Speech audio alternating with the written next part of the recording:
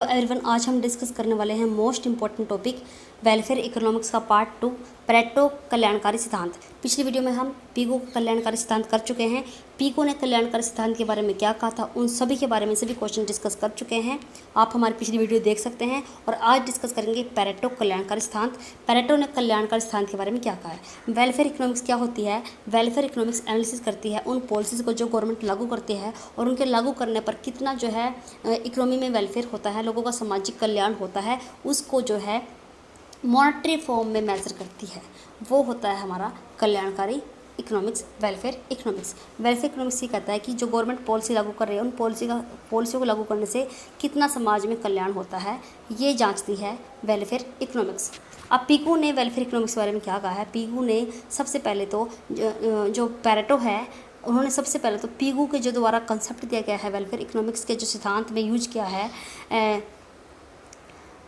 Cardinal utility और अंतर व्यक्ति तुलना, इन दोनों की ही आलोचना की है। पेरेटो ने।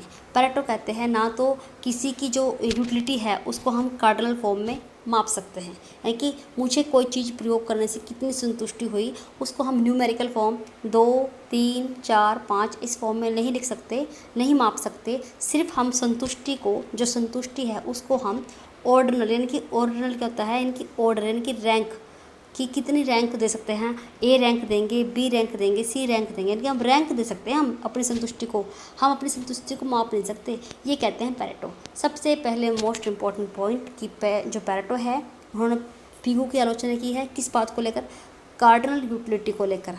और जो हमारे पेरेटो है वो फॉलो करते हैं न्यू क्लासिकल इकोनॉमिक्स को। जो न्यू क्लासिकल इकोनॉमिक्स है वो कहते हैं कि जो यूटिलिटी है वो कैसी है, ऑर्डिनल है, यानी कि यूटिलिटी को हम माप नहीं सकते, ऑर्डर दे सकते हैं, रैंक दे सकते हैं। और जो पीगू हैं वो कहते हैं कि दो व्यक्तियों के बीच में अंतर व्यक्तिक जो तुलना है उसको कर सकते हैं, जबकि पेरेटो इसको अस्वीकार करते हैं कि हम दो लोगों के बीच में अंतर व्यक्तिक तुलना नहीं कर सकते।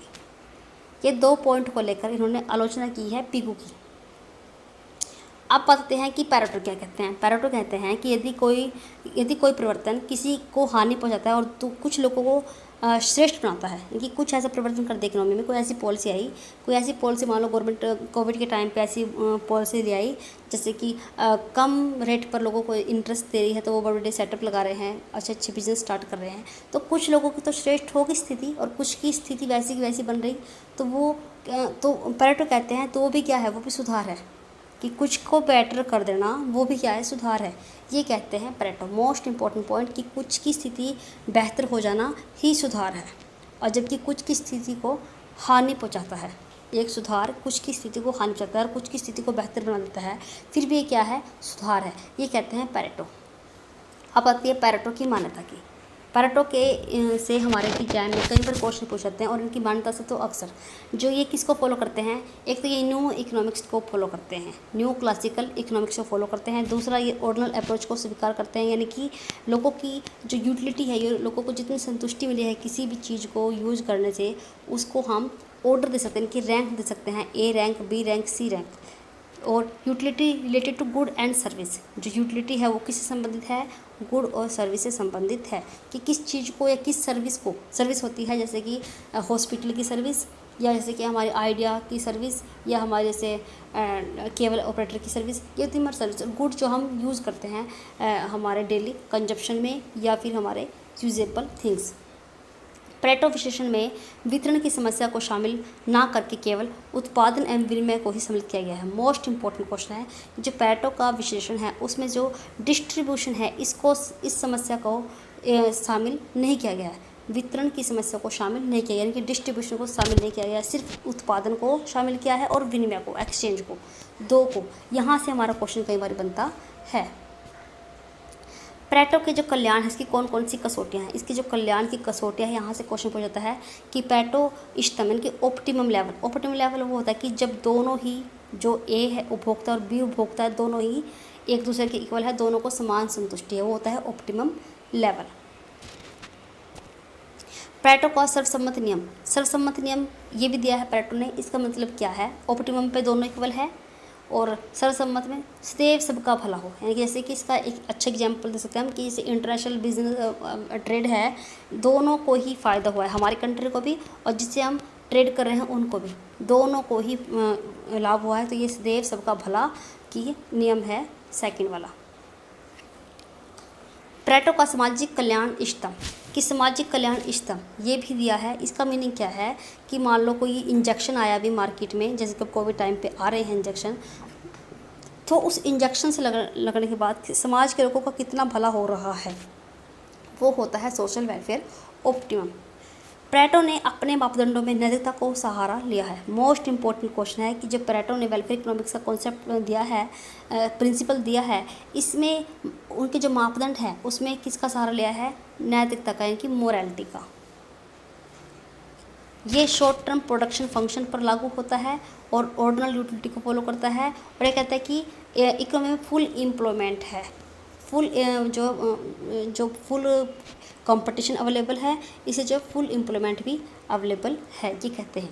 और उत्पादन का साधन क्या है? गतिशील है, यानी कि जो हमारे इनपुट लगता है प्रोडक्शन में, कैपिटल लेबर, वो क्या है?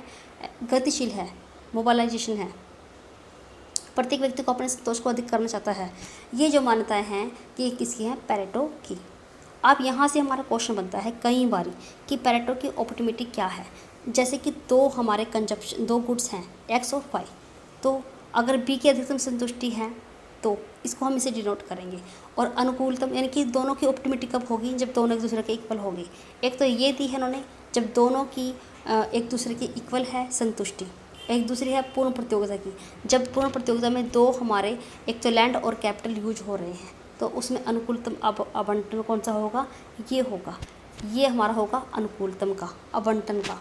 और ये हमारा किसका होगा? अधिकतम संतुष्टि का। जब marginal rate of substitute x और वाई जो गुड्स हैं और ए और बी के बीच में जो इक्वल होंगे, वो होगी हमारी अनुकूलतम। और ये हमारी किस में होगी?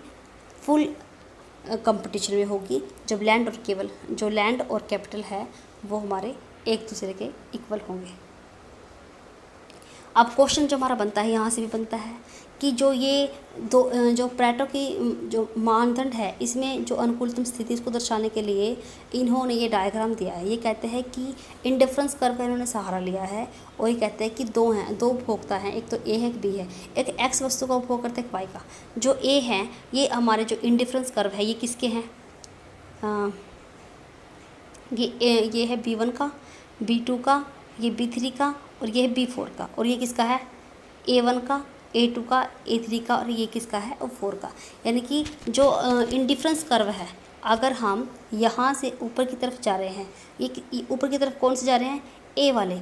जितना ऊपर इंडिफरेंस कर्व ए का जाएगा, उसका जो संतुष्टि लेवल है उतना ही क्या होगा? हाई होगा। और इधर से हम किसकी तरफ जा रहे हैं?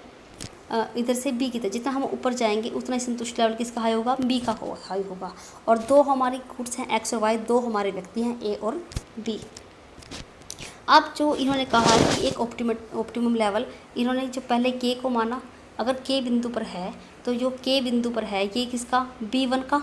ये बी, यहाँ पर B1 है और ए क्या है?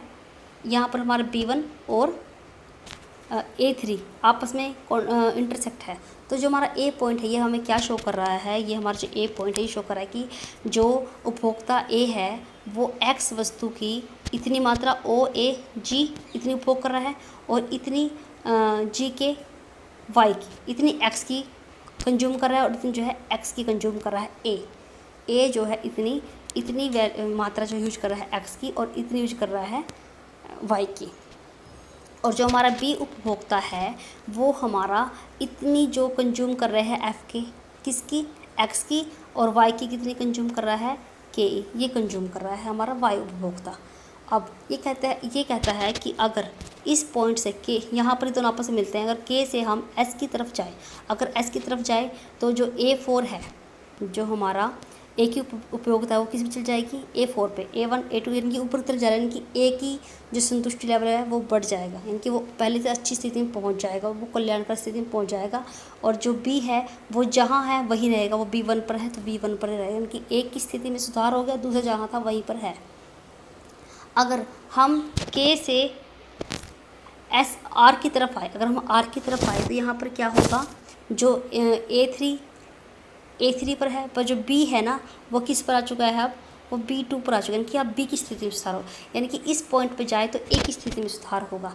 अगर हम इस पॉइंट पर जाए तो A की स्थिति में सुधार होगा पहले से, अगर इस पर आए तो B की स्थिति में सुधार होगा। ये जो दोनों पॉइंट है, कि दोनों पॉइंट लिए हैं इन्होंने अपनी प्लेटो अनुकूलतम स्थिति को दर्शाने के लिए। और इसमें जो मेन पॉइंट है वो ये है कि ऊपर की तरफ जाएंगे, जो भी ऊपर की तरफ जाएगा उसकी स्थिति में सुधार होगा, और अगर इस तरफ जाएंगे तो A की स्थिति में सुधार, अगर इस तरफ आएंगे तो B की स्थिति में सुधार होगा। और ये जो बीच में कर्व है इसको हम क्या कहेंगे, कॉन्फ्लिक्ट का कर्व कहेंगे। ये कहा है पेरेटो ने अपने सिद्धांत में, यानी कि एक की स्थिति में सुधार किया जाए और चाहे दूसरी की स्थिति है वो वैसे ही बन रहे, फिर भी वो क्या होगा, कल्याण होगा। वेलफेयर इकोनॉमिक्स में इन्होंने ये अपना कंसेप्ट दिया है।